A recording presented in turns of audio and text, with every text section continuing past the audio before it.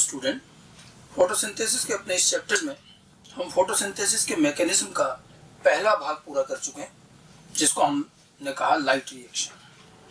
आज हम फोटोसिंथेसिस के मैकेनिज्म का दूसरा भाग शुरू करेंगे। वो भी उतना ही महत्वपूर्ण है जितना कि पहला भाग है, और दूसरे भाग को कहा जाता है डार्क रिएक्शन। जैसा कि मैंने शुरू में ही आपको कहा था कि दो भागों में हम फोटोसिंथेसिस पढ़ेंगे। लाइट रिएक्शन हो गया जिसमें हमने साइक्लिक नॉन साइक्लिक दोनों बातें पढ़ी, कैसे एटीपी NADPH2 बने ये समझा, और कैसे ऑक्सीजन निकली ये भी समझा। अब हम अगला भाग लेते हैं डार्क रिएक्शन। देखिए, इसका नाम जो है डार्क रिएक्शन, इसे हम ब्लैकमैन्स रिएक्शन, डार्क रिएक्शन या ब्लैकमैन्स रिएक्शन भी कहते हैं, या सामान्य तौर पर इसे अप्रकाशीय अभिक्रिया कहा जाता है। डार्क रिएक्शन का अर्थ है या अंधेरी अभिक्रिया नहीं कहते हैं, हिंदी में हम सही नाम इसका देते हैं अप्रकाशीय अभिक्रिया। ठीक है, एक्चुअली ये प्रकाश पर निर्भर नहीं करती सीधे तौर पर, क्योंकि ये भाग फोटोसिंथेसिस का लाइट पर पूरी तरह से निर्भर, सीधे तौर पर निर्भर नहीं है, इसलिए हम इसे डार्क कहते हैं। इसका तात्पर्य ये कतई नहीं है कि ये अंधेरे में होती है, बिल्कुल ये भी उजाले में ही होती है, दिन के समय ही होती है, लेकिन क्योंकि इसको सीधे तौर पर लाइट नहीं चाहिए इसलिए हम अप्रकाशीय कहते हैं, अंग्रेजी में उसको डार्क कहते हैं। डार्क का लाइट डार्क का मतलब ये नहीं सोचना है कि लाइट रिएक्शन दिन में होती है, डार्क रिएक्शन रात में होती है, ऐसा नहीं है। लाइट और डार्क दोनों रिएक्शन समानांतर होती है, साथ साथ होती है, और दोनों दिन में ही होती हैं। ठीक है, ये अप्रत्यक्ष रूप से लाइट पर निर्भर है। लाइट एनर्जी से लाइट रिएक्शन चलेगी, उससे बनेंगे ऊर्जा स्वरूप एसिमिलेटरी पावर ATP NADPH2। वो ATP NADPH2 अब ये काम में लेंगे डार्क रिएक्शन। तो डार्क रिएक्शन लाइट रिएक्शन से बने हुए उत्पादों को यूज करती है, अतः वो लाइट पर इनडायरेक्टली निर्भर करती है, डायरेक्ट लाइट का उपयोग नहीं है, इसलिए इसे डार्क कहते हैं। लाइट इंडिपेंडेंट रिएक्शन है, ये अप्रकाशीय अभिक्रिया। पहली बार ब्लैकमैन नामक वैज्ञानिक ने इस बात को हमें बताया कि फोटोसिंथेसिस में एक भाग ऐसा भी है जो प्रकाश पर निर्भर नहीं करता, फिर उसी को हमने डार्क रिएक्शन कहा, इसीलिए हम आज उसको ब्लैकमैन्स रिएक्शन भी कहते हैं, क्योंकि ये बात पहली बार ब्लैकमैन ने बताई। तो डार्क रिएक्शन फोटोसिंथेसिस क्रियाविधि का ये दूसरा महत्वपूर्ण भाग है, दूसरा भाग है। हरित लवक में ये देखो कहाँ होता है, इसकी छोटी छोटी बातें, और लाइट रिएक्शन की तुलना में ये थोड़ी अलग चलेगी। ये हरित लवक के स्ट्रोमा में होती है। वो कहाँ हो रही थी? थाइलेकोइड में, ग्रेनल थाइलेकोइड, स्ट्रोमल थाइलेकोइड। वो झिल्ली तंत्र स्ट्रोमा ग्रेना में हो रही, ये स्ट्रोमा में होती है, और पूरी तरह से एंजाइमेटिक रिएक्शन है, और इसके एंजाइम स्ट्रोमा में ही पाए जाते हैं। ये बात आपको हरित लवक के समय बताई थी कि स्ट्रोमा में डार्क रिएक्शन के एंजाइम होते हैं, और ये वहीं होती है। एंजाइमेटिक रिएक्शन है जिसमें लाइट प्रत्यक्षतः भाग नहीं लेती है, और इसीलिए इसे डार्क कहा जाता है। समझ में आ गई बात? अच्छा, एंजाइमेटिक रिएक्शन होने की वजह से ये तापमान संवेदनशील है। देखो, एंजाइम जो होते हैं बहुत उच्च तापमान पर काम नहीं करते, ठीक है, तो ये ध्यान रखना। एंजाइमेटिक रिएक्शन होने की वजह से ये तापमान संवेदी है, जबकि लाइट रिएक्शन इतना टेम्परेचर सेंसिटिव नहीं है, वो तो लाइट खुद ही यूज करती। तो टेम्परेचर सेंसिटिव एंजाइमेटिक अभिक्रिया है जो हरित लवक के स्ट्रोमा में होती है, और लाइट का यहाँ प्रत्यक्ष इस्तेमाल नहीं है। फोटोसिंथेसिस के इस दूसरे भाग को हम डार्क रिएक्शन इसीलिए कहते हैं। ठीक है, इसमें लाइट का डायरेक्ट रोल नहीं है, किंतु यह लाइट की उपस्थिति में ही होती। अब ये और समझने वाली बात है कि यह होगी लाइट की उपस्थिति में, और अर्थात अंधेरे में नहीं होती है। अंधेरे में बिल्कुल नहीं कहेंगे इसको हम, क्योंकि इसमें लाइट रिएक्शन के बने ऊर्जा रूप, मतलब लाइट रिएक्शन के जो उत्पाद हैं कौन कौन से, ATP और NADPH2, ये लिख रखा, ATP और NADPH2 का उपयोग होता है। अतः फोटोसिंथेसिस के दोनों भाग, लाइट और डार्क रिएक्शन, दिन के समय उजाले में होते हैं। ठीक है, तो पहले तो ये समझना है डार्क रिएक्शन भी दिन में ही होगी, अप्रत्यक्ष रूप से लाइट का उपयोग है, लेकिन होगी दिन में उजाले में ही, अंधेरे में नहीं। कुछ लोग कहते हैं कि साहब क्या ये रात में हो सकती है? देखो, ऐसा है कि जैसे मान लीजिए शाम को लाइट बंद हो गई, दिन अस्त हो गया, तो लाइट रिएक्शन तो तुरंत रुक जाएगी, लेकिन दिन अस्त होने पर लाइट की अनुपस्थिति में भी डार्क रिएक्शन तुरंत बंद नहीं होती। डार्क रिएक्शन लाइट रिएक्शन में बने हुए ATP NADPH2 को काम में लेती है। अब जो ATP NADPH2 बने हुए हैं थोड़े इकट्ठे हो रखे होंगे, तो कुछ देर तक इसलिए अंधेरे में भी डार्क रिएक्शन चल जाती है। कुछ देर, और ये कुछ देर कुछ सेकंड्स का ही होता है। तो मतलब लाइट को जैसे ही बंद किया, लाइट की अनुपस्थिति में लाइट रिएक्शन तुरंत बंद हो जाएगी, डार्क रिएक्शन तुरंत बंद नहीं होती, और जितने ऊर्जा रूप उपलब्ध हैं वो उनको उपयोग करती रहती है। इसलिए कुछ देर तक वो बिना लाइट के भी चल जाती है, लेकिन तुरंत ही बंद हो जाएगी। क्योंकि देखो एटीपी NADPH2 जैसे सारे खत्म हो गए फिर बंद हो जाएगी। कुछ लोग कहते हैं कि साहब हम किसी तरह से अंधेरे में अगर एटीपी NADPH2 उपलब्ध करा दें तो क्या ये चल जाएगी? हाँ ठीक है साहब, तब चल जाएगी, लेकिन ऐसा संभव नहीं है। ठीक है, तो इसीलिए ये ध्यान रखना कि लाइट के अनुपस्थित हो जाने पर कुछ देर तक डार्क रिएक्शन चलती है, जो कुछ सेकंड्स ही माना जाए। ठीक है, वो जब तक कि एटीपी और NADPH2 उपलब्ध होंगे, ये केवल तब तक चलेगी। मतलब लाइट के बंद होते ही तुरंत दोनों बंद नहीं हो जाती, लाइट रिएक्शन बंद हो जाएगी, डार्क रिएक्शन चलती रहेगी, जब तक एटीपी NADPH2 है तब तक चलेगी, फिर बंद हो जाएगी। ठीक है, तो अभिक्रिया का फोटोसिंथेसिस का ये भाग डार्क रिएक्शन कहलाता है। उसको डार्क क्यों कहते हैं, कैसे इसका लाइट रिएक्शन से संबंध है, ये अपने को ध्यान रखना है। ठीक है, आगे चलते हैं जरा। ठीक है, इसमें आप देखो इसके और जो भी नाम है, डार्क रिएक्शन में CO2 का स्थिरीकरण होता है। देखिए डार्क रिएक्शन में हम कार्बन डाइऑक्साइड का अपचयन करते हैं शर्करा में, तो ये इसको हम CA2 फिक्सेशन भी कहते हैं, स्थिरीकरण। स्थिरीकरण का क्या मतलब है? जैसे हम नाइट्रोजन स्थिरीकरण भी पढ़ते हैं, एक्चुअली CO2 है गैस, अगर वो मान लो पत्ती में आ भी रही है तो गैसियस फॉर्म में निकल भी जाएगी, रुकेगी नहीं। हमें CO2 को फिक्स करना है, रोकना है, तो उसे गैसियस फॉर्म से किसी अन्य कंपाउंड में बदलना पड़ेगा। यहां वही हो रहा है, CO2 जो गैसियस रूप में आई उसको हमने शर्करा के रूप में बांध लिया, तो फिक्स कर दिया, अब ये रुकी रहेगी, गैस के फॉर्म में तो रुकती नहीं, इसीलिए हम इसको CO2 फिक्सेशन कहते हैं, रिडक्शन भी कहते हैं।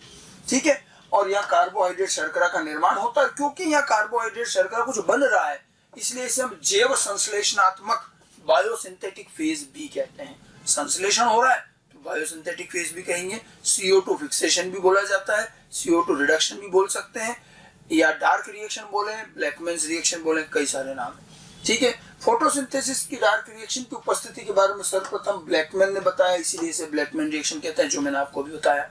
और डार्क रिएक्शन एंजाइमेटिक रिएक्शन है और एक पूरी चक्रीय प्रक्रिया है, लाइट रिएक्शन का से थोड़ा अलग है। डार्क रिएक्शन विभिन्न एंजाइम के द्वारा होने वाला एक चक्रीय पाथ है। इस चक्र को केल्विन और बेंसन नाम के दो वैज्ञानिकों ने खोजा था, इसीलिए उस चक्र को केल्विन चक्र भी कहते हैं। केल्विन इसमें सीनियर आदमी तो उसके नाम से दे। ठीक है, तो ये एक चक्रीय प्रक्रिया है, साइक्लिक प्रोसेस है, जिसकी क्रियाविधि केल्विन और बेंसन ने खोजी थी, इसीलिए इसको केल्विन साइकिल भी कहते हैं।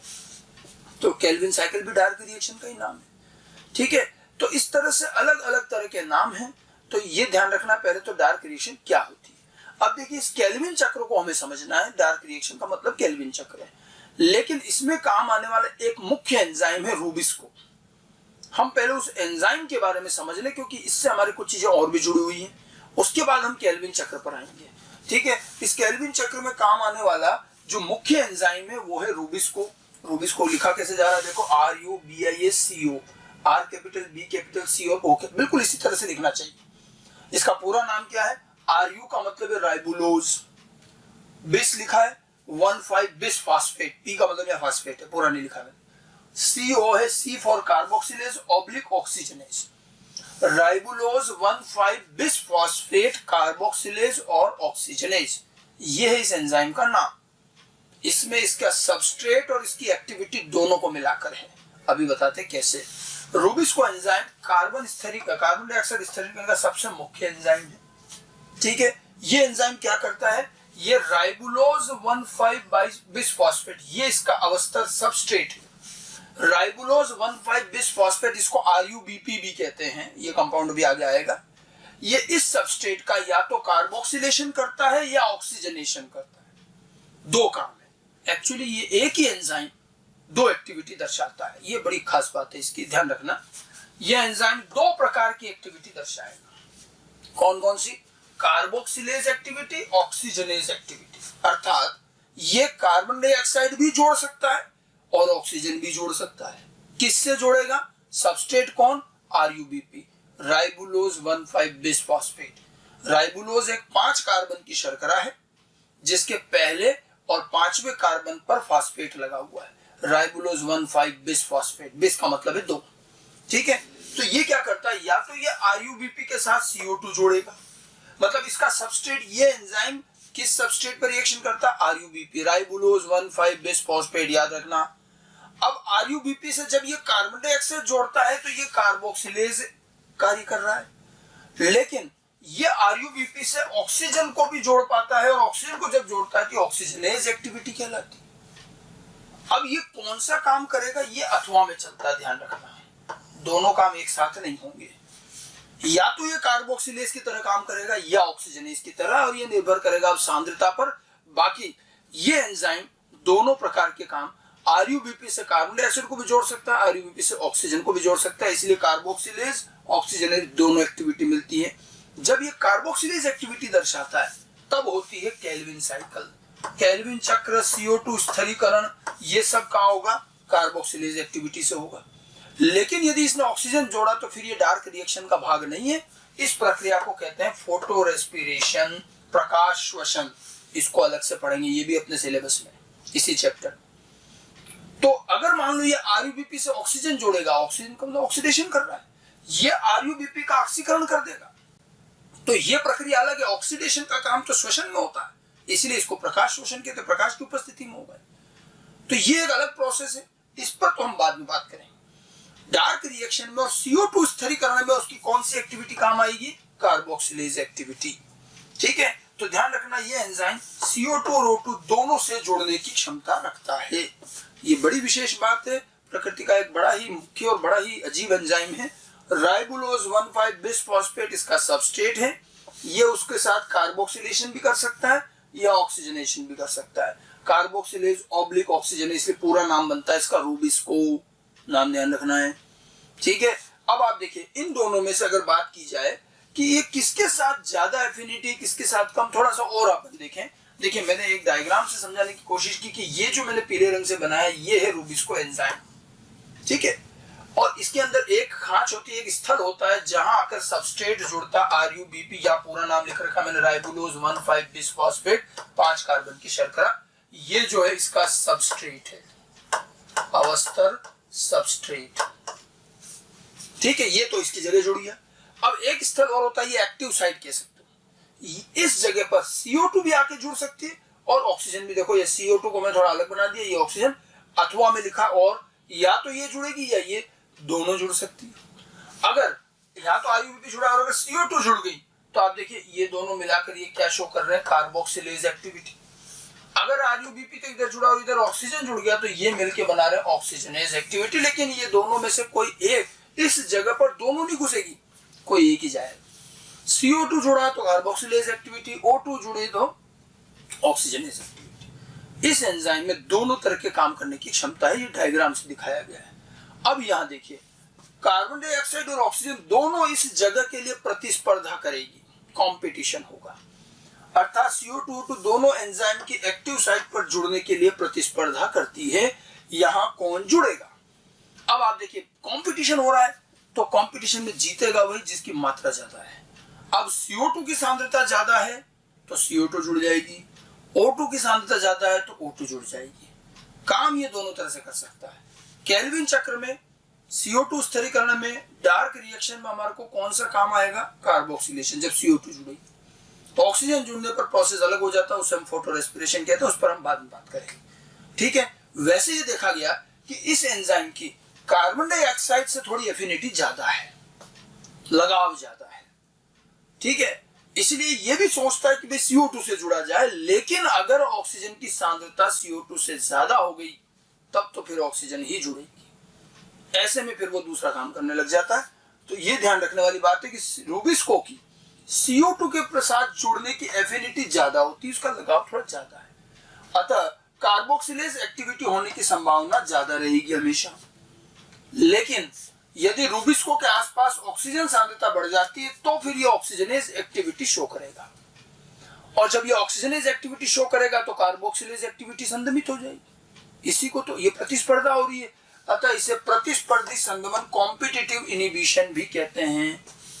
इसको क्या बोलते हैं, प्रतिस्पर्धी संदमन। या आप एंजाइम के टॉपिक में भी पढ़ते हैं कि एक ही स्थल के लिए दो लोग प्रतिस्पर्धा कर रहे हैं, प्रतिस्पर्धा में जिसकी सांद्रता ज्यादा होगी उसका काम होगा फिर। तो यहाँ कॉम्पिटिटिव इनिबिशन है। तो ऑक्सीजन की सांद्रता ज्यादा होने पर ऑक्सीजन ने कार्बोक्सिलेशन एक्टिविटी को संदमित कर दिया। कार्बन डाइऑक्साइड ऑक्सीजन की प्रतिस्पर्धा का नतीजा ये रहा कि अगर ऑक्सीजन ज्यादा रही तो वो कार्बोक्सिलेशन को संदमित कर देगी, उल्टा भी हो सकता है इसका। तो यहाँ कॉम्पिटिटिव इनिबिशन देखने को मिलेगा, क्योंकि यहाँ पर एक ही स्थल के लिए दो लोग कॉम्पिटिशन कर रहे हैं। आगे बात समझ में। अब रूबिस्को के बारे में दो तीन छोटी छोटी बातें आपको और ध्यान रखनी है कि रूबिस्को पृथ्वी पर पाया जाने वाला सर्वाधिक मात्रा में पाया जाने वाला एंजाइम है, प्रोटीन है। पूछा जाए पृथ्वी पर सबसे ज्यादा मात्रा में कौन सा एंजाइम, भी तो प्रोटीन ही होते हैं। तो ये सर्वाधिक मात्रा में पाया जाने वाला एंजाइम भी कह सकते हो, प्रोटीन भी कह सकते हो, रूबिस्को एंजाइम। ठीक है, मात्रा ज्यादा होने के अपने अपने कारण। देखिए इतने सारे पौधे और इतना उनका हरा उत्तक है, इतनी पत्तियां हैं, उन सब में रूबिस्को निश्चित रूप से होगा, तो मात्रा तो ज्यादा होनी है। सारे प्रकाश संश्लेषी पौधों के अंदर ये एंजाइम तो कॉमन होना ही होना है। दूसरा, ये एंजाइम थोड़ा धीमी गति से भी काम करता है। अब धीमी गति से काम करने की वजह से पौधों को इसकी मात्रा ज्यादा रखनी पड़ती है ताकि वो प्रकाश संश्लेषण अच्छे से कर पाए और ज्यादा शर्करा बना पाए। तो ये धीमी गति से कार्य करता है और इसलिए भी इसकी मात्रा में ज्यादा पाई जाती है। ठीक है, और ये काफी बड़ा और जटिल एंजाइम है जिसमें कई सारी पॉलीपेप्टाइड श्रृंखलाएं हैं। कई पॉलीपेप्टाइड श्रृंखलाएं मिलकर के ये एंजाइम बनता है, करीब 17-18 के आसपास मानी जाती है। ठीक है, और ये जो है मैंने कहा नहीं सबसे ज्यादा मात्रा में मिलने वाला है, धीमी गति से काम करता है इसलिए भी मात्रा ज्यादा, और बाकी सारे प्रकाश संश्लेषी उत्तकों के अंदर ये जरूर मिलेगा। आई बात समझ में। अब इसके निर्माण की अगर बात करें तो देखिए इतनी सारी पॉलीपेप्टाइड से मिलकर अगर ये बना है, इसकी सारी पॉलीपेप्टाइड, हर पॉलीपेप्टाइड एक जीन से बनेगी। तो इसमें जो इतनी सारी पॉलीपेप्टाइड है सब अलग अलग जीन से बन के आती है। और रूबिस्को निर्माण के ये जो जीन है कुछ तो हरित लवक के डीएनए में होते हैं और कुछ केंद्रक के डीएनए में होते हैं। अर्थात अकेला हरित लवक अपने डीएनए से रूबिस्को नहीं बना पाएगा और वो केंद्रक के डीएनए पर भी निर्भर करेगा। कुछ जीन केंद्रक के डीएनए में है, वहां से एमआरएनए बन के पॉलीपेप्टाइड बन के आएगी, और कुछ हरित लवक के डीएनए है जिसके जीन से आरएनए और पॉलीपेप्टाइड बनेगा और तब जाके रूबिस्को बनेगा। तो रूबिस्को के संश्लेषण में हरित लवक के डीएनए एवं केंद्रक के डीएनए दोनों के जीन शामिल होते हैं, दोनों मिलके बनाते हैं। तो काफी बड़ा और जटिल एंजाइम है, कई सारी पॉलीपेप्टाइड है, काम भी दो तरह से करता है, कार्बोक्सिलेज एंड ऑक्सीजनेज, दोनों तरह से। समझ में आ गई बात। और सर्वाधिक मात्रा में मिलता है, तो एक सामान्य ज्ञान का क्वेश्चन पूछा जा सकता है। तो ये तो इस एंजाइम के बारे में बात हो गई जो इस केल्विन चक्र का सबसे मुख्य एंजाइम है।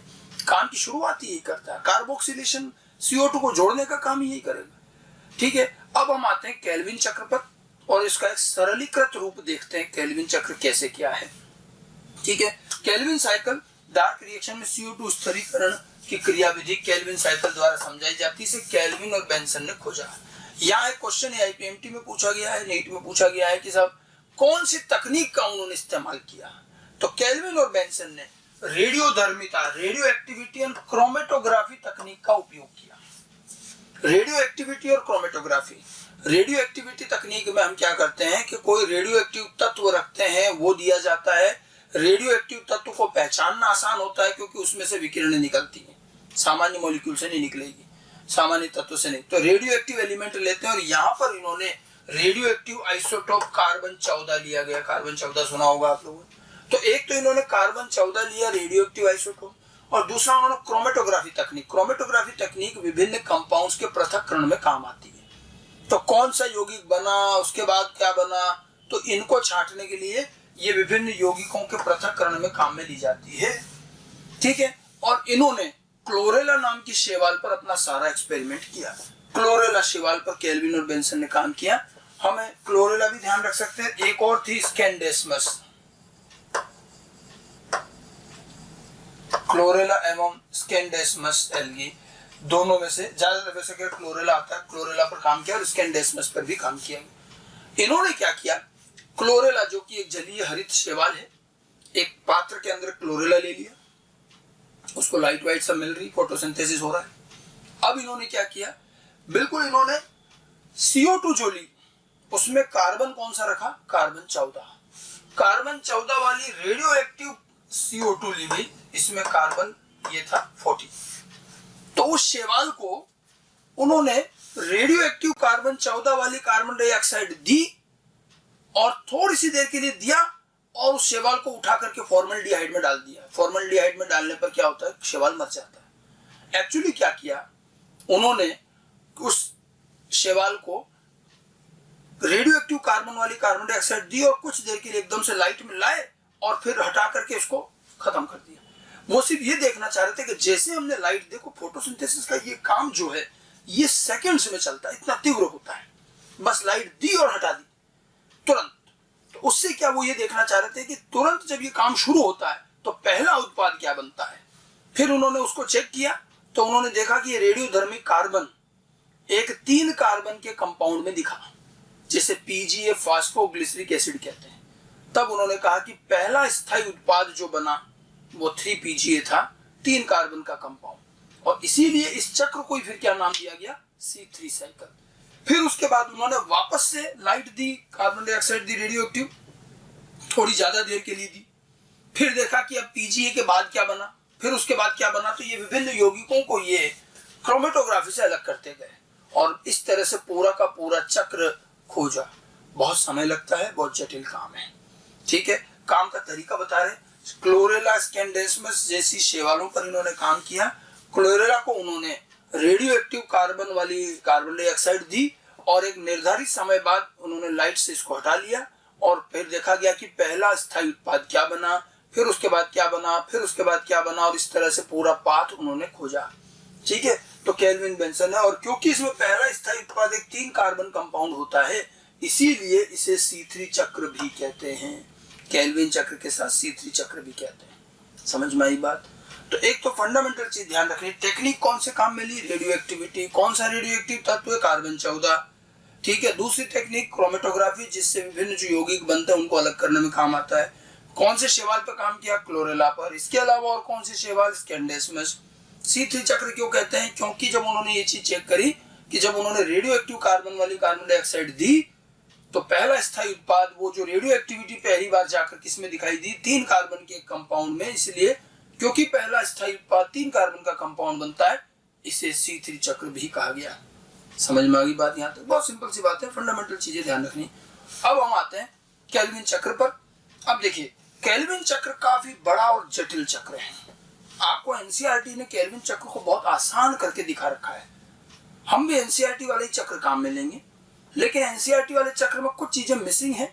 शर्करा कैसे बनी वो अच्छे से समझ में नहीं आता, तो मैंने उसी केल्विन चक्र में थोड़ी सी स्टेप्स और डाली, जिससे थोड़ा समझना आसान है।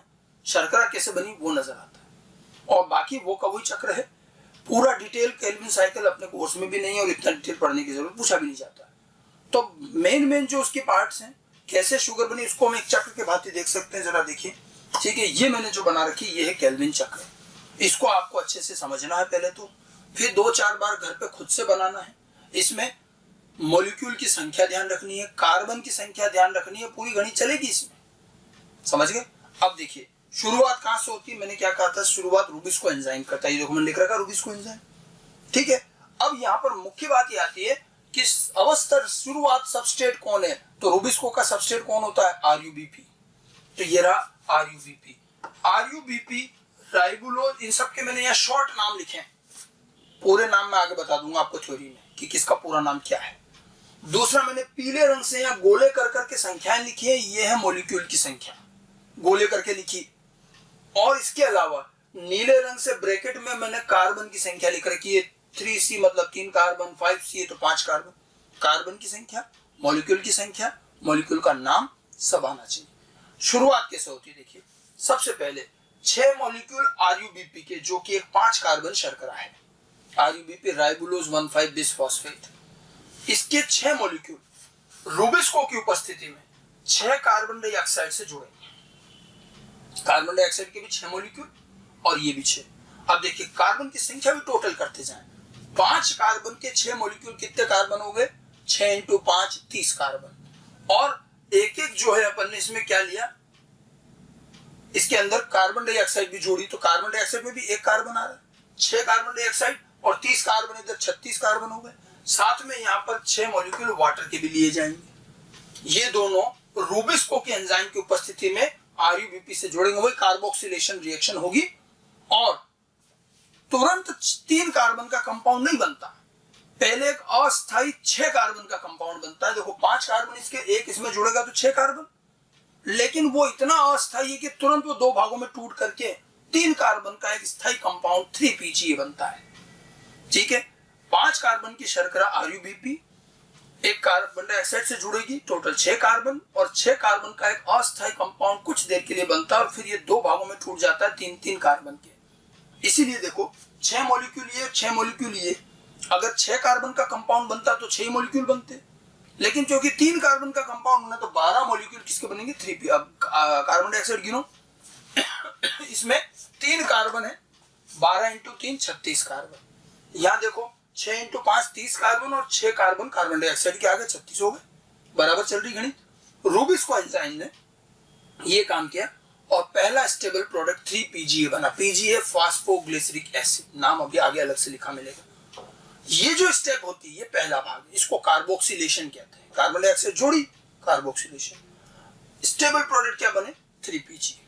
ठीक है, अब यहां देखिए ये जो आज तो पूरी चीज खोजी जा चुकी है। केल्विन को और इनके साथियों को ये पता लगाने में कि ये रूबिस RuBP जो है इसका सबस्ट्रेट है, बड़ा समय लगा। आप देखिए पहला स्टेबल कंपाउंड क्या बन रहा है, 3 कार्बन, और कार्बन डाइऑक्साइड जोड़ने के बाद 3 कार्बन बन रहा है, तो कॉमन सेंस तो यही लगाएगा ना आदमी कि वो कौन से कंपाउंड से जुड़ा। तो पहली बार तो दिमाग में यही आएगा ना कि शायद कोई 2 कार्बन का कंपाउंड था जिसमें कार्बन डाइऑक्साइड और जोड़ी और 3 कार्बन का कंपाउंड बन गया। बहुत समय तक तो वो ये मानते रहे, NCERT इसके बारे में भी लिखती है, लेकिन उन्हें कभी भी 2 कार्बन का एक कंपाउंड मिला नहीं और विभिन्न प्रयोगों से उन्हें यहाँ पर 5 कार्बन का कंपाउंड मिला। तो बड़ा आश्चर्य हुआ कि 5 कार्बन का कंपाउंड बन रहा है, 3 कार्बन का स्टेबल कंपाउंड, ये हो कैसे रहा है। तो काफी समय बाद जाकर उन्होंने इस चीज को स्वीकारा कि ये 5 कार्बन का कंपाउंड ही सबस्ट्रेट है, यहीं से शुरू होता है। नहीं तो बहुत समय तक तो वो 2 कार्बन का कंपाउंड मानते रहे। और ये जाहिर सी बात है कि जब 3 कार्बन का कंपाउंड बन रहा है कार्बन डाइऑक्साइड के जुड़ने के बाद, तो 1 कार्बन तो कार्बन डाइऑक्साइड ला रहा है, तो 2 कार्बन का कंपाउंड ही होगा। 2 और 1 कार्बन डाइऑक्साइड जुड़ के 3 कार्बन का बन जाएगा। आसान बात तो यही है, लेकिन वास्तव में ऐसा नहीं होता। हमारे यहाँ गणित बायोलॉजी में थोड़ी अलग ही चलती है।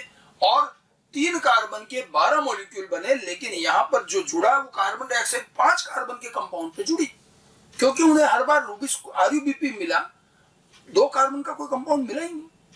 ठीक है, तो फिर यहाँ इस तरह से आया कि ये इसके साथ जुड़ करके एक अस्थायी 6 कार्बन का कंपाउंड बनता है, लेकिन वो इतना अनस्टेबल है कि तुरंत 2 भागों में टूट जाता है और 3-3 कार्बन के, मतलब एक RuBP एक CO2 मिलकर के 2 मॉलिक्यूल किसके बनाएंगे, PGA के। इस तरह से 6-6 से ये 12 मॉलिक्यूल बन जाएंगे। तो ये पहला काम क्या हुआ, कार्बोक्सिलेशन। अब आगे बढ़ते हैं। अब 3PGA ये फास्फोराइलेशन में जाएगा, अर्थात 12 मॉलिक्यूल 3PGA के 12 ऊर्जा रूप यूज करते हैं ATP, क्योंकि हर मॉलिक्यूल के लिए एक एक चाहिए ATP। तो 12 मॉलिक्यूल है तो 12 ATP, और हर ATP का फास्फेट जो अच्छी ऊर्जा वाला फास्फेट है उसको इस PGA में लगा देते हैं। एक फास्फेट तो PGA में तीसरे कार्बन पर पहले ही है। 3PGA का मतलब है कि तीसरे कार्बन पर फास्फेट है। अब एक फास्फेट ATP ने और दे दिया, 12 मॉलिक्यूल ATP के 12 ADP में कन्वर्ट हो गए। ये फास्फेट इसमें लगे तो ये बाईफास्फेट हो गया। पहले डाईफॉस्फेट लिखा जाता था RuDP, अब आजकल लिखते हैं इसको 1,3-bis फॉस्फेट। बिस का मतलब होता है 2। 3 कार्बन का कंपाउंड है PGA, 1,3-bis PGA मतलब 1,3-bis फॉस्फोग्लिसरिक एसिड। 3 कार्बन में से पहले और तीसरे कार्बन पर एक एक फॉस्फेट लगाए, ये भी 3 कार्बन का ही है। 12 मॉलिक्यूल है, कार्बन संख्या 36 ही चल रही है अभी भी, और फॉस्फेट जोड़ा। यहाँ फॉस्फेट का तात्पर्य ऊर्जा से है, तो ये अच्छी ऊर्जा वाला हो जाता है। और उसके बाद तुरंत इसका अपचयन होता है, रिडक्शन। तो इसका रिडक्शन किया जाता है NADPH2 द्वारा। NADPH2 इसको आकर के अपना हाइड्रोजन देते हैं। ये हाइड्रोजन डोनर है, क्योंकि ये 12 मॉलिक्यूल है तो 12 NADPH2 12 NADP में कन्वर्ट होंगे, तो NADPH2 का तो ऑक्सीडेशन हो गया और इसके हाइड्रोजन से इस PGA का रिडक्शन हो गया। रिडक्शन हुआ, ये एसिड था, एल्डिहाइड में बदल जाएगा 3PGAL। PGAL होता है फास्फोग्लिसरल्डिहाइड। ठीक है, यहां पर क्या हुआ, ये तो था 22 PGA, मतलब 2 फास्फेट थे, इनमें से एक एक फास्फेट भी निकल गया यहाँ। देखो ये मैंने लिख रखा 12 आईपी। आईपी का मतलब होता है इनऑर्गेनिक फास्फेट, ये ऊर्जा नहीं होती इनमें। और ये 12 इनऑर्गेनिक फास्फेट हर मॉलिक्यूल से एक एक निकले। अब एक एक फास्फेट बचा और ये एसिड से एल्डिहाइड हो गया। तो अब ये हो गया 3PgAl फास्फोग्लिसरल्डिहाइड। ये क्या था? PGA phosphoglyceric acid. नाम सब आगे लिखे हुए मिलेंगे। फास्फोग्लिसरिक एसिड का रिडक्शन हुआ, NADPH2 ने ये हाइड्रोजन दिया। NADPH2 12 काम है, देखो एक ऊर्जा रूप वहां काम है 12 ATP, ये 12 NADPH2 काम है। और फिर बन गया ये 3 फास्फोग्लिसरल्डिहाइड। कार्बन संख्या अभी भी कितनी चल रही है? इसमें 12 इंटू 3 कार्बन का कंपाउंड 36 कार्बन, और PgAl भी 3 कार्बन का ये 12 मॉलिक्यूल है, 36 कार्बन बराबर चल रहे हैं अभी तक। ठीक है। NCERT ने ये दोनों स्टेप अलग अलग नहीं दी है, उन्होंने छोटा कर दिया थोड़ा। हमने अलग इसलिए लिखी थोड़ी अच्छे से समझ में आए, बाकी बेसिकली वही है पूरा। उन्होंने तो 3PGA से सीधा PGAl बना दिया और एक ही स्टेप में ATP और NADPH2 दोनों लगा दिए, वो उन्होंने छोटा कर दिया। वास्तव में ATP पहले यूज होते हैं, उसके बाद यहाँ पर क्या यूज होगा? ATP पहले यूज होते हैं और उसके बाद यहाँ पर NADPH2 यूज होकर के 3 फास्फोग्लिसरल्डिहाइड बने। कितने मॉलिक्यूल? 12 मॉलिक्यूल। PGAl, हाँ पहले बोल सकते हो पागल। PGAl कितने पागल बने? 12 पागल बन गए। ठीक है, यहां तक का काम हुआ। अब आप देखिए यहां से आगे ये रिएक्शन जो है बड़ी जटिल हो जाती है। अच्छा, यहां अपन 6 मॉलिक्यूल लेके चल रहे हैं, बट ये काम एक एक करके होता है, तो ये 6 बार चलेगा। एक RUBP, एक CO2, 2 PGA, फिर ये 20 PGA और 2 PGL। ऐसे यहां से यहां तक कितनी बार चलेगा? ये 6 कार्बन डाइऑक्साइड एक एक करके काम आएंगे। हम इसलिए कहते हैं 6 चक्र चलेंगे। एक चक्र में एक CO2, एक RUBP, 6 बार चलेगा। 6 बार यहां तक चलेगा। कितने इकट्ठे हुए? 12 PGL। अब इसमें से यहां से 12 PGL बने। अब शर्करा कैसे बनेगी और कैसे इस चक्र को वापस घुमाएंगे, ये समझना है। देखिए 12 PGL बने। अब इसमें बड़ा जटिल लंबा चौड़ा काम है, ये साइकिल बहुत बड़ी है, लेकिन हमें यह बहुत संक्षिप्त में बताया गया है। मैंने फिर भी इसमें NCERT से थोड़ा सा अलग किया है कि आपको थोड़ा आसान समझाने के लिए कि शर्करा कैसे निकली वो बताना चाह रहा हूं। इस 12 PGL में से 2 PGL अलग हो जाते हैं और 10 PGL अलग रहते हैं। मतलब 2 पागल अलग निकल गए, वो थोड़े समझदार थे, बाकी 10 पागल अलग है। ठीक है। अब ये जो 2 PGL है, इनमें एक तो PGL पागल ही रहता है, लेकिन एक इसके आइसोमर में कन्वर्ट हो जाता है DHAP। देखिए इनमें से एक तो PGL है, एक इसी का आइसोमर बन गया, 3 कार्बन का ही कंपाउंड है। DHAP होता है डाइहाइड्रोक्सी एसीटोन फास्फेट। ये सब नाम याद रखने पड़ेंगे, मैं एक साथ बता दूंगा सारे। तो 3 फास्फोग्लिसरल्डिहाइड के 2 मॉलिक्यूल में से एक मॉलिक्यूल डाइहाइड्रोक्सी एसीटोन फास्फेट बना और एक PGL ही रहा। अब 3 PGL में 3 कार्बन, एक मॉलिक्यूल, DHAP में 3 कार्बन, एक मॉलिक्यूल। यहां एक एंजाइम काम आता है एल्डोलेज। देखो पूरी में मैंने कई एंजाइम नहीं लिए, NCERT ने नहीं दिए तो अपन ने भी नहीं दिए, बस एक रूबिस को ध्यान रखना और एक ये एल्डोलेज चाहो तो ध्यान रख सकते हो। तो ये एल्डोलोज क्या करता है? ऐड करता है 3 कार्बन दोनों को जोड़ देता है। तो मॉलिक्यूल कितने बने? एक मॉलिक्यूल 3 कार्बन का, एक मॉलिक्यूल 3 कार्बन का, दोनों को जोड़ दिया, कार्बन कितने हो गए? 6, लेकिन मॉलिक्यूल तो एक ही रहा ना, क्योंकि जोड़ दिया। तो इन दोनों को जोड़ा एल्डोलोज ने, और जोड़ने के बाद ये बना फ्रक्टोज 1,6 बिसफॉस्फेट। दोनों को जोड़कर 6 कार्बन की एक शर्करा बनी। पहला स्टेबल 6 कार्बन का कंपाउंड फ्रक्टोज 1,6 बिसफॉस्फेट। ठीक है, ये 6 कार्बन की शर्करा बनी, फ्रक्टोज से भी जानते ही। फिर आगे और चलते हैं, इसमें भी एंजाइम्स काम आते हैं। पहले इसका एक फास्फेट कम किया जाता है, एक फास्फेट और हटा देते हैं, तो ये फ्रक्टोज 6 फास्फेट हो जाता है। फिर ये आइसोमर बनता है, फ्रक्टोज का आइसोमर है ग्लूकोज, तो ये आइसोमराइज होता है और ग्लूकोज 6 फास्फेट में बदला जाता है। फिर इसका जो बचा हुआ एक फास्फेट भी हटा देते हैं और फाइनली ये ग्लूकोज बन जाता है 6 कार्बन का ये कंपाउंड। देखो ये 2 मॉलिक्यूल थे, ये मैंने एक एक लिखा है, ये जुड़ गए तो फ्रक्टोज का भी एक ही मॉलिक्यूल बनेगा। फास्फेट हटा तो भी एक मॉलिक्यूल, फिर ग्लूकोज, तो एक मॉलिक्यूल ग्लूकोज का 6 कार्बन। अब ये जो है इस चक्र से बाहर हो गया, ग्लूकोज बन गया। समझ में आया कैसे बना? अब कितने PGL बच गए अपने पास? 10 PGL, 2 तो इधर काम आ गए, तो ये ध्यान रखना है। और इसमें कोई ऐसा बड़ा काम भी नहीं है। 2 PGL है, एक डाइहाइड्रोक्सी एसीटोन फास्फेट बदला, फिर दोनों जुड़ के फ्रक्टोज 1,6 बिसफॉस्फेट, फिर फास्फेट हटाया फ्रक्टोज 6 फास्फेट, आइसोमराइज हुआ ग्लूकोज 6 फास्फेट, और फिर एक और फास्फेट हटाया तो ग्लूकोज बन गया। क्लियर? 2-4 बार लिखोगे याद हो जाएगा। अब उसके बाद में आते हैं 10 बार। अब ये जो 10 PGL बचे हैं, इनमें अब ये वापस RUBP बनाएंगे और तब जाकर के ये चक्र घूमेगा। चक्र को दोबारा भी तो घुमाना है तो बार बार चलेगा। ठीक है, आरयूबीपी डायरेक्ट नहीं बनता। ठीक है, 10 पीजीएल आपस में जुड़ते हैं, टूटते हैं, फिर जुड़ते हैं और कई सारी अभिक्रियाएं होती हैं इस दौरान। ये तो 3 कार्बन का है, ये जुड़ते हैं, टूटते हैं, जुड़ते हैं, टूटते हैं, तो 4 कार्बन की शर्करा भी बनती है, 5 की भी बनती है, 7 कार्बन की भी बनती है। अंततः जुड़ते टूटते बहुत सारी रिएक्शन है जो यहाँ दिखाई नहीं गई हैं, और इस दौरान इनमें से 4 फास्फेट अलग हो जाते हैं और ये RUMP के 6 मॉलिक्यूल में कन्वर्ट होते हैं फाइनली। RUMP क्या है? Ribulose monophosphate. राइबुलोज शर्करा 5 कार्बन की शर्करा है। ठीक है, और 6 मॉलिक्यूल है, 6 × 5 कितने कार्बन? 30 कार्बन। जरा इधर देखो, PGL 3 कार्बन का कंपाउंड और मॉलिक्यूल कितने? 10 10 × 3 कितने कार्बन? 30 कार्बन। यहाँ भी 30 कार्बन है, यहाँ भी 30 कार्बन है। कार्बन का कोई लॉस नहीं है, कार्बन 6 अलग निकल ली पहले ग्लूकोज के रूप में। अब ये 30 कार्बन थे, यहाँ भी 30 कार्बन है, लेकिन जोड़ तोड़ ऐसी हुई कि 10 मॉलिक्यूल 3 कार्बन की शर्करा के थे जो अब 6 मॉलिक्यूल 5 कार्बन की शर्करा के हो गए। अब फास्फेट कितना था? यहाँ पर कितने? 10 मॉलिक्यूल है तो 10 फास्फेट है, हर एक में एक है ना, PGL में 1 फास्फेट है, और यहाँ 6 मॉलिक्यूल है तो 1 फास्फेट है, तो 6 फास्फेट है, 4 फास्फेट निकल लिए। बाकी ये 10 मॉलिक्यूल 3 कार्बन के, 6 मॉलिक्यूल 5 कार्बन की शर्करा में RUMP बनता है, लेकिन हमारे को तो RUBP चाहिए। अब अंत में एक रिएक्शन और होती है और RUMP फिर RUBP में कन्वर्ट करेंगे, मोनोफास्फेट को बाईफास्फेट। तो एक फास्फेट चाहिए, यहाँ फिर ऊर्जा लगेगी, फास्फेट तो ATP देगा। ठीक है, तो अब देखिए यहाँ क्योंकि ये 6 मॉलिक्यूल थे तो 6 ATP और यूज होंगे और फिर 6 RUBP वापस बन जाएंगे, और 6 RUBP बनते चक्र पुनः घूम गया। तो 6 कार्बन ने प्रवेश किया था 6 कार्बन डाइऑक्साइड के माध्यम से, 6 कार्बन घुसे थे और अल्टीमेटली ग्लूकोज के रूप में 6 कार्बन हमने अलग कर लिए और बाकी चीजें पुनः रोटेट हो गई। ये इसलिए केल्विन चक्र कहलाता है। आगे बात समझ में कुछ?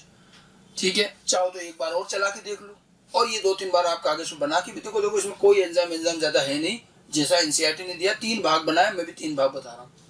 ठीक है, आप देखो इस पूरे को 3 भागों में आप बांट सकते हो। अपन इस पूरे केल्विन चक्र के 3 फेज बनाए जाते हैं, तो वो 3 फेज में आपको बताता हूं किस तरह से बनेंगे। देखिए, एक तो ये यहां से चलेगा,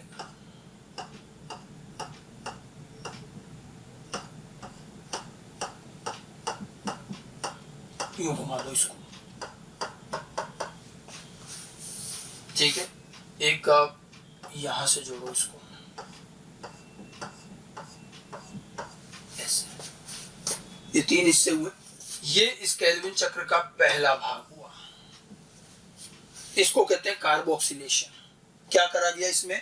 RUBP सबस्ट्रेट जो कि 5 कार्बन की शर्करा थी, 6 कार्बन डाइऑक्साइड जुड़े, 6 वाटर जुड़े, रूबिस्को एंजाइम ने इन्हें अंततः 12 मॉलिक्यूल 3 कार्बन में बना कन्वर्ट कर दिया, 3PGA बनना। ये कार्बोक्सिलेशन कहलाता है। पहली स्टेप क्या है इसमें? कार्बोक्सिलेशन। अब इसके बाद PGA से ये PGL बनना और इसमें से शर्करा का निकल जाना, ये दूसरा हिस्सा है। इसको रिडक्शन फेज भी कहते हैं, क्योंकि देखो यहाँ रिडक्शन हुआ ना NADPH2 का, और ग्लाइकोलेट रिवर्सल भी कहते हैं, अभी समझाऊंगा क्या चीज है। ये दूसरा हिस्सा हुआ जिसमें शर्करा निकल गई। अब उसके बाद बचे हुए PGL से वापस RUBP बनना, ये तीसरा हिस्सा है इस केल्विन चक्र का, जिसमें RUBP का हम पुनर्निर्माण कर रहे हैं। 10 PGL से 5 RUMP और 6 RUMP और फिर उसके बाद 6 RUBP। तो इस तरह से 3 हिस्सों में बटा है, समझ गए? 3PGA ने 12 मॉलिक्यूल 3PGA ने 12 ATP काम में लिए और 12 1,3-20 PGA बनाया। फिर 12 मॉलिक्यूल 1,3-20 PGA का अपचयन हुआ, 12 NADPH2 ने ये काम किया और 12 मॉलिक्यूल PGL के बने। ठीक है, तो यहाँ पर आप देखिए सेकेंड स्टेप में ऊर्जा यूज हुई, पहले में तो नहीं हुई। सेकेंड में 12 ATP और 12 NADPH2 काम है, ये लाइट रिएक्शन से आते हैं, समझ गए? अब 12 PGL में से 2 PGL अलग होकर के 6 कार्बन की शर्करा के रूप में अलग हो जाते हैं और बचे हुए 10 PGL से RUBP का पुनर्निर्माण होता है। ये तीसरा फेज है। इस पुनर्निर्माण में 6 ATP और खर्च होते हैं। हम कहेंगे साहब शर्करा तो बन गई, इनको क्यों जोड़े? जी नहीं साहब, दोबारा वापस चक्र चलाने के लिए इनको भी गिनना पड़ेगा। तो आपकी इस पूरी चक्र में ऊर्जा का खर्च कितना हुआ? ATP कितने? 12 इधर, 6 इधर, 18 ATP और 12 NADPH2। एक मॉलिक्यूल ग्लूकोज का निकालने के लिए कितनी चक्र चला, कितनी बार चला? ये 6 बार। ये 6 एक साथ नहीं जुड़ते, एक एक करके जुड़ेंगे तो 6 बार चलेगा, यहाँ तक आएगा, फिर यहाँ से ये एक साथ चलेगा। ठीक है, तो 6 चक्र घूमेंगे तब जाकर एक ग्लूकोज, और एक एक करके ये 6 कार्बन कार्बन डाइऑक्साइड के वही ये ग्लूकोज के रूप में निकल आए, और ये 3 फेज हो गया केल्विन चक्र का। समझ में आ गई बात। अब इनके जो मॉलिक्यूल आए, आप चाहें तो इनका नाम याद रख सकते हैं, मैंने इसलिए इसको अलग से एक और जगह लिख लिया। देखिए PGA का नाम क्या है, 3-फॉस्फोग्लिसरिक एसिड। अब ये नाम तो वैसे पता होना चाहिए, चाहे तो अब 1 नहीं लिख सकते थे, इसलिए मैंने अलग से लिख लिया। 1,3,20 PGA मतलब 1,3,20 फॉस्फोग्लिसरिक एसिड। ठीक है, 3PGAL मतलब 3-फॉस्फोग्लिसरल्डिहाइड। DHAP dihydroxy acetone phosphate. RUMP ribulose monophosphate. RUBP ribulose bisphosphate. इसके अलावा FRU 16-20P लिखा था, मतलब ये फ्रक्टोज 16 बिसफॉस्फेट, ग्लूकोज 6 फास्फेट, और भी हैं फ्रक्टोज 6 फास्फेट। ये सब इनके नाम हैं जो नाम आपको ध्यान रखने हैं।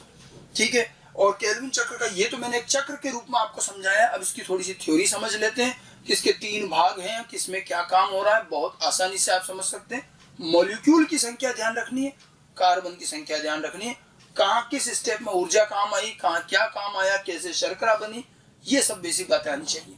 ठीक है, अब देखिए अगर मैं इसको थोड़ा सा थ्योरी के पार्ट में लूं तो केल्विन चक्र को कुल मिलाकर हमने 3 भागों में बांटा। ये तो था कि हमने इसको 3 भागों में बांटा है।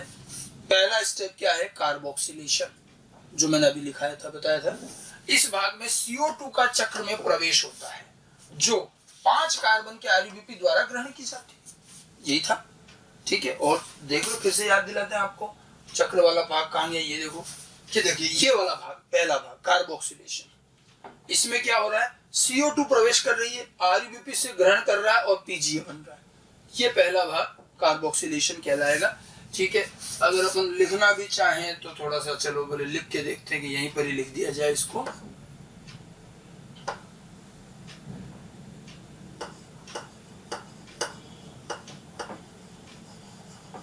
ये पहला भाग कार्बोक्सिलेशन, समझ गए।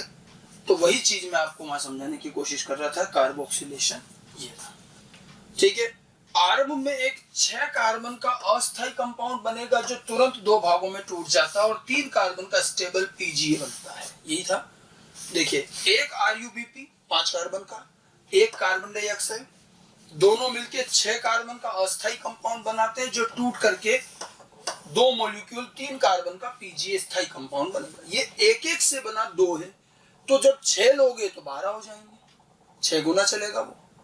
तो ये पहला काम होता है। रूबिस्को का इसी में रोल है, और रूबिस्को एंजाइम जो है यहाँ पर, ये सारी इस पूरे में एंजाइम कौन सा काम आएगा, रूबिस्को एंजाइम, वो ये सारा काम करता है कार्बोक्सिलेशन का, पहला भाग। अब उसके बाद देखिए दूसरा हिस्सा, दूसरे हिस्से को कहते हैं रिडक्शन फेज या ग्लाइकोलाइटिक रिवर्सल। रिडक्शन तो अपचयन है, वो तो अपने को दिख ही रहा है। इसको ग्लाइकोलाइटिक रिवर्सल क्यों कहा गया, ग्लाइकोलाइसिस, इस एक्चुअल में क्या है, देखिए ग्लाइकोलाइसिस से ये शब्द आया है। ग्लाइकोलाइसिस जो होता है श्वसन में होता है ग्लूकोज का अपघटन, ग्लूकोज का विघटन। जब ग्लूकोज को तोड़ा जाता है, ये हम श्वसन में पढ़ेंगे, रेस्पिरेशन में ग्लाइकोलाइसिस, लाइसिस का मतलब है तोड़ना, तो ग्लूकोज के विघटन को ग्लाइकोलाइसिस कहते हैं। और ग्लूकोज का विघटन करके उसको कार्बन डाइऑक्साइड और वाटर में तोड़ दिया जाता है, तो वो विघटन है। या तो हम ग्लूकोज का निर्माण कर रहे हैं, कार्बन डाइऑक्साइड और वाटर का उपयोग करके ग्लूकोज बना रहे हैं, तो सीधी सी बात है ग्लूकोज निर्माण का कार्य ग्लूकोज विघटन से तो उल्टा ही चलेगा ना, रिवर्स। इसीलिए इसको ग्लाइकोलाइटिक रिवर्सल कहते हैं। और ये जो पाथवे है ये आपको ग्लाइकोलाइसिस में भी दिखेगा, लेकिन उल्टा दिखेगा वहां, क्योंकि ग्लाइकोलाइसिस में ग्लूकोज का विघटन हो रहा है और यहाँ ग्लूकोज का संश्लेषण है, तो ये उसका उल्टा चलता है, इसलिए इसको ग्लाइकोलाइटिक रिवर्सल भी कहते हैं। इसमें हुआ क्या, देखो इसमें 3PGA से ग्लूकोज के निर्माण का भाग शामिल है। 3PGA से हम जो शर्करा ग्लूकोज बना रहे हैं वहां तक के हिस्से को हम रिडक्शन फेज में रखते हैं। ठीक है, अब इसमें ATP का उपयोग करके 3PGA का सक्रियकरण करते हैं और 1,3,20 बनता है। सबसे पहले क्या हुआ, 3PGA में 12 ATP से सक्रियकरण करके 1,3,20 बनाया। 1,3,20 का NADPH2 जो कि हाइड्रोजन दाता है द्वारा अपचयन करके इसे PGAL बनाएंगे। वही है जो चक्र में मैंने आपको बताया, वही लिखा हुआ है कि 20PGA से फिर NADPH2 के अपचयन द्वारा ये PGAL बनता है। 3PGL और DHAP। अब देखिए यहाँ 3PGL और DHAP जो PGL का आइसोमर है, दोनों एल्डोलेज की उपस्थिति में जुड़कर फ्रक्टोज 1,6 बिस्फॉस्फेट शर्करा बनाते हैं।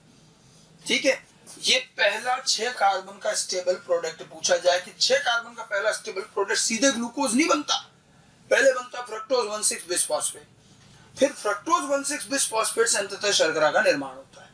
ये उसी चक्र की बातें हैं जो मैंने ब्रीफ में यहाँ पर लिखी है। मैं अगर वहां वापस चलूं उस साइकिल पर, तो ये सेकंड भाग था।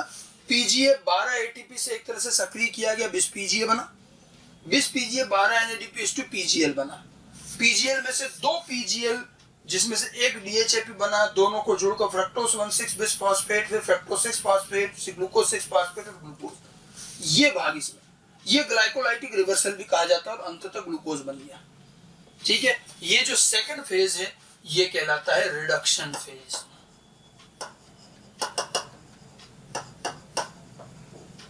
ये रिडक्शन फेज है, ये हमारी कार्बोक्सिलेशन फेज हो गई। और इस रिडक्शन फेज के बाद अंततः एक शर्करा का मॉलिक्यूल निकल गया, बाकी हमारे पास अब 10 पीजीएल बच गए। अब अंत में आता है तीसरा। ठीक है, तीसरा जो है ये रीजनरेशन कहलाएगा, पुनर्निर्माण। किसका रीजनरेशन? आरयूबीपी का रीजनरेशन। ये रीजनरेशन है 10 पीजीएल आरयूएमपी और आरयूबीपी में रीजनरेट करेंगे, यहां फिर 6 एटीपी काम आएंगे। ये लास्ट भाग है जिससे ये चक्र घूमता है पूरा वापस। ये देखिए रीजनरेशन, आरयूबीपी का पुनर्निर्माण। इसमें 12 पीजीएल में से 2 पीजीएल तो शर्करा बनाने में काम आ गए, बचे हुए 10 पीजीएल से आरयूबीपी के पुनर्निर्माण में ये काम आएंगे। ठीक है, 10 पीजीएल मतलब कार्बन कितना देखो, 10 × 3 30 कार्बन से पहले 6 मॉलिक्यूल आरयूएमपी के बनेंगे, 5 कार्बन, 6 × 5 30 कार्बन, बराबर कार्बन चल रहे।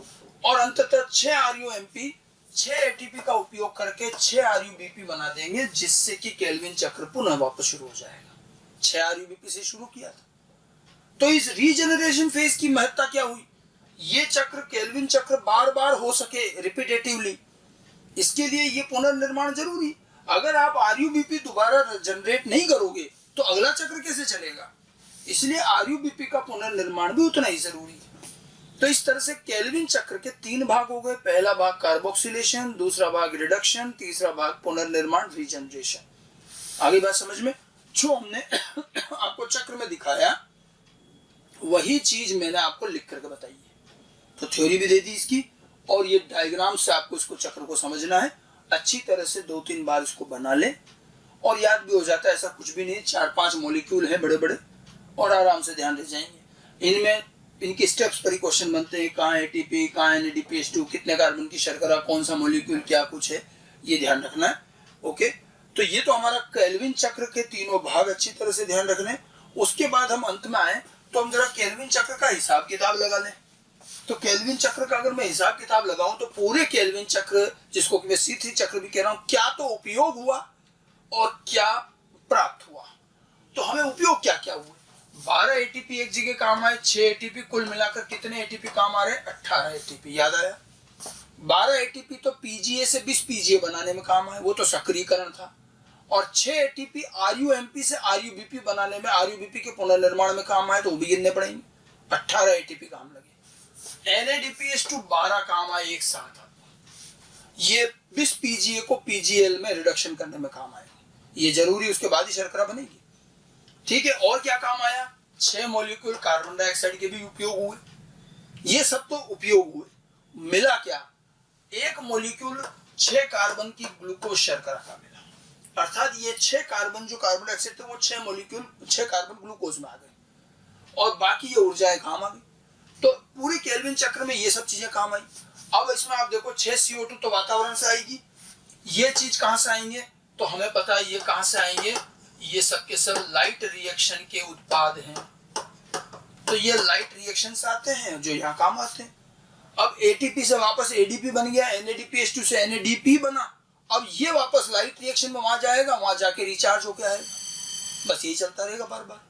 आ रही बात समझ में? अच्छा, ये तो होगी टोटल। अब आपसे क्वेश्चन थोड़ा उल्टा घुमा के पूछ सकता है कि प्रति CO2 के स्थिरीकरण में आपका खर्चा क्या हुआ? तो केल्विन चक्र में एक CO2 के स्थिरीकरण, एक CO2 को ला करके ग्लूकोज में फिक्स करने में हमारा क्या खर्च लगा? जब 6 कार्बन एक साथ, 6 कार्बन डाइऑक्साइड का खर्चा क्या था? 18 ATP और 12 NADPH2। तो उसको 6 से भाग लगा दो, तो एक कार्बन डाइऑक्साइड के लिए 3 ATP और 2 NADPH2। 18 है तो एक के हिस्से में 3 आ गया, 12 है तो 2 आ जाएंगे। इसका उपयोग होता है। तो एक कार्बन डाइऑक्साइड के कार्बन को ग्लूकोज में लाकर स्थिरीकरण करने में 3 ATP 2 NADPH2 खर्च होते हैं, और ये काम 6 बार चलेगा, तो यानी कि 18 ATP और 12 NADPH2 लगेंगे, और ये सब हमें लाइट रिएक्शन से प्रदान किए जाएंगे। आगे बात समझ में? और इस तरह से ये ग्लूकोज शर्करा बनी। ये हमारे प्रकाश संश्लेषण का मुख्य उत्पाद माना जाएगा। लाइट रिएक्शन में जल के ऑक्सीकरण से ऑक्सीजन निकली थी, जिसको हम प्रकाश संश्लेषण का उप उत्पाद कहते हैं, वो पहले ही निकल गई। ऑक्सीजन तो पहले ही रवाना हो ली, ठीक है, पिक्चर के इंटरवल से पहले ही ऑक्सीजन का रोल खत्म, और कार्बन डाइऑक्साइड तो इंटरवल के बाद एंट्री मारता है और लास्ट में ग्लूकोज बनता है। कार्बन डाइऑक्साइड को तो पता ही नहीं है कि इसमें पहले ऑक्सीजन साहब तो निकल भी गए। ये अलग अलग भाग में होते हैं। इस तरह से पूरा फोटोसिंथेसिस का मैकेनिज्म समझा जाता है। अच्छा, यहाँ पर इस चक्र को हमने क्या कहा? अब ठीक है, डार्क रिएक्शन, ब्लैकमैन रिएक्शन सब कहते हैं, चक्र के रूप में कहें तो केल्विन चक्र कहेंगे, C3 चक्र भी कहते हैं। C3 कहने के पीछे कारण सिर्फ क्या है कि इस चक्र में पहला स्थायी उत्पाद, कार्बन डाइऑक्साइड को लेने के बाद पहला स्थायी उत्पाद 3 कार्बन का कंपाउंड PGA बनता है, इसलिए ये C3 चक्र कहा जाता है। और जिन पौधों में ये चक्र चलता है उन्हें C3 पौधे कहते हैं। तो आपका सवाल होगा कि क्या भाई कुछ ऐसे भी पौधे जिनमें ये नहीं चलता है? तो मैं आपको स्पष्ट कर दूं कि प्रकाश संश्लेषण करने वाले प्रत्येक जीव या पौधे में केल्विन चक्र हमेशा चलेगा। लेकिन कुछ पौधे ऐसे हैं जिनमें इस केल्विन चक्र के अलावा भी कुछ क्रियाविधि, कुछ मैकेनिज्म और भी है, वो अलग, अब वो हम पढ़ेंगे। डार्क रिएक्शन में और विविधताएं हैं अभी, ये तो सबसे आधारभूत भाग पढ़ा हमने, ठीक है। तो अब देखिए यहाँ एक टर्म आती है C3 पादप। तो आखिर C3 पौधे किसको कहेंगे? ऐसे पौधे जिनमें केल्विन साइकिल या C3 साइकिल ही CO2 स्थिरीकरण का एकमात्र तरीका है। मेरी बात ध्यान से सुनना, C3 चक्र वैसे तो सभी पौधों में होगा, लेकिन जिन पौधों में C3 चक्र ही एकमात्र तरीका है और कोई तरीका नहीं है, क्योंकि कुछ पौधों में इस C3 चक्र के साथ साथ कुछ और भी विधियां हैं, कुछ और भी तरीका जोड़ना पड़ेगा, वो भी हम आगे बताएंगे, तो वो अलग हो जाते हैं। लेकिन जिनमें से भी C3 चक्र से ही सारा स्थिरीकरण होता है, उन पौधों को C3 प्लांट कहेंगे। और ज्यादातर पौधे C3 पौधे ही होते हैं। जैसे बड़े इंपॉर्टेंट, अगर मैं ज्यादातर जो पौधे सब C3 प्लांट है प्रकृति में, गेहूं, चावल, सूर्यमुखी, ये तो एक दो उदाहरण लिख दिए, पूछ लिए गए कभी कभी, तो व्हीट, राइस, सनफ्लावर, सब C3 पौधे हैं। ज्यादातर पौधे C3 पौधे हैं, ध्यान रखना। लेकिन कुछ पौधों में C3 चक्र के साथ साथ कुछ क्रियाविधि और मिलती है, तब फिर उन्हें हम C3 पौधे नहीं कहेंगे। जिनमें केवल C3 साइकिल चलती है और कुछ नहीं होता, वो C3 पौधे कहलाएंगे, ठीक है। जिनमें C3 चक्र के साथ कुछ अतिरिक्त अभिक्रियाएं और रहेंगी, उनके नाम अलग हो जाएंगे, उनको C4 वगैरह नाम देंगे, आगे आएंगे। लेकिन जिनमें केवल C3 साइकिल चलती है वो C3 प्लांट कहलाएंगे। समझ में आ गई बात? ठीक है।